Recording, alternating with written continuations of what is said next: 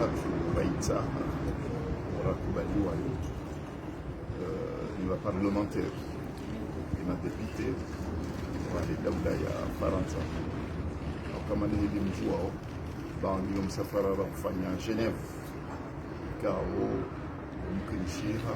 bismillah mashallah nane marunda ya pariania gumema radio yatekeleza ya huwa loshao au uma conference de presse ifanya unu Paris ika muhimu rijeriwa na nene madepite wa Faransa ze grupu parlementaires za Faransa pia rijeriwa on riwanike ze recommandation na ze conclusion za he table ronde ya pariania Genève badara ndoka Genève ula mwando ula mkade mongoni mwezenye kande zuka huja ya hembwa na rendo niyo ya wana nezi ya ufujari ilo Komodo kijajo mkinishi rende neze ndiyo rendo nizo ejiti hadi ndo niyo ze demarche ndo nizo kakabjara ona madepute wa Faransa rawarenga mazahidi eze nongozi bira o masiwani vladimir kangwa zijua kijajo mkinishi kwa tuzijua shabanu e assim wayijo ulamlwa kaujani wala mwe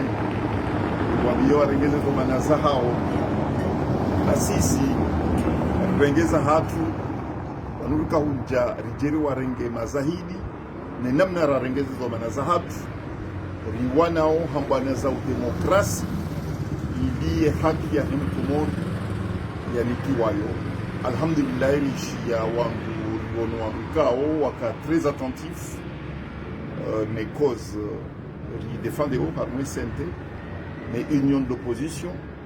mes comrades les chamala mzazi mzairuni c'est sous ces organisations hizo zitekeleza zitekeleza ndo na sisi msafara tidau ni wale bahi sha kapia henda hule kaona ukaika muhimu rijeri rengema parlementaire wa Faransa a témoin ce groupe parlementaire pia waono wa témoin wa juao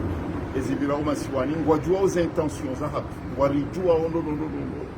au kasiti wa menyefu izunga rijuao siti wa urenda bi izunga zijuao wajoka ya hizo litsaha wa armenti ya hatu wa garitsaha daula ya haki ngaranzao demokrasi ngaranzao gouvernance démocratique izo waziono wakangwa jwa fishi za hatu zonti au kakija jongwa kangio grande puissance kwa tujua namna hatu namna raufia ezejitaliza hatu nenti hatu wajua ulone nti uyedeso namna ya waswili namna ya jihansi namna nzwa nti donc wakati wa uhadazi ya uhadawangu wakati usa ukazakifu wakati waezi ichungori wara ikazaende wakati usa ukazakifu dunia waisa ukazenda dunyao wajua wezi virao komo wajua uze manigansi zilo komo wajua uze torture wajua uze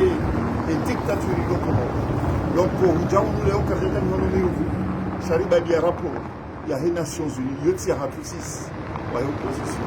ce rapport ya les Nations Unies ribadie rapport ya Union Africaine donc ces organisations ligiza dunia wafanya rapport zilo accablant contre Azali en répète dans le rapport ya fanyiwa aux armées sommet ya Union Africaine ya fanyiwa Addis Abeba ikaungi na 4 pages sur 58 on a page kao pendant na za usiani Comores dans le rapport il y a un rapporteur des Nations Unies sur la torture aux Comores dans vos conclusions et recommandations za tableau ronde ya Genève ces documents ils ont kwezi ils ont kaja fanyoni wa Comores hizo zifanyoni wa ndukao kwa tudio ya nzaya kwa tudio ya zato kwa tudio ya nzaya député alimadi shaweze kwa wajusa kwa walaza les droits de l'homme les gouvernance démocratique donc avoka batima benzelia shaka busabuzi donc nanese manigansi ezi ya gozibi ya ufujari lokomori izopia ngwazi juao donc le muhimu wa msafara huu eza sanga deux embargo conférence de presse que ya bon je voulais tout simplement dire et remercier les honorables parlementaires qui ont bien voulu donner suite favorable à notre demande d'entretien avec tous les groupes parlementaires français sont au courant, désormais au courant. Ils sont au courant, bien sûr, mais nous les avons pris à témoin. Nous les avons pris à témoin de ce que nous entendons faire pour libérer notre pays. Ils savent, tout le monde est au courant, que le Comore est coupé en deux blocs. Il y a celui du dictateur, il y a celui de ceux qui veulent libérer, ceux et celles qui veulent libérer les Comores par des voies démocratiques